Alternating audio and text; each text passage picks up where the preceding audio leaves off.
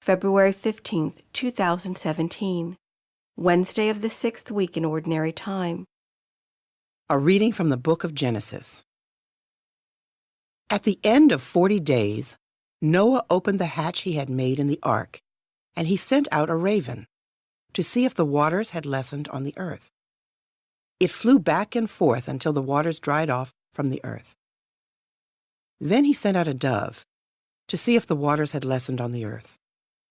But the dove could find no place to alight and perch, and it returned to him in the ark, for there was water all over the earth. Putting out his hand, he caught the dove and drew it back to him inside the ark. He waited 7 days more and again sent the dove out from the ark. In the evening, the dove came back to him, and there in its bill was a plucked-off olive leaf. So Noah knew that the waters had lessened on the earth. He waited still another 7 days, and then released the dove once more. And this time it did not come back. In the 601st year of Noah's life, in the first month, on the first day of the month, the water began to dry up on the earth. Noah then removed the covering of the ark and saw that the surface of the ground was drying up. Noah built an altar to the Lord, and choosing from every clean animal and every clean bird, he offered burnt offerings on the altar. When the Lord smelled the sweet odor, he said to himself, "Never again will I doom the earth because of man, since the desires of man's heart are evil from the start. Nor will I ever again strike down all living beings as I have done. As long as the earth lasts, seed time and harvest, cold and heat, summer and winter, and day and night shall not cease." The word of the Lord. Responsorial Psalm.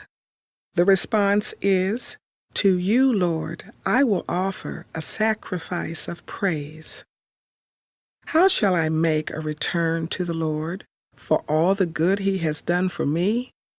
The cup of salvation I will take up, and I will call upon the name of the Lord.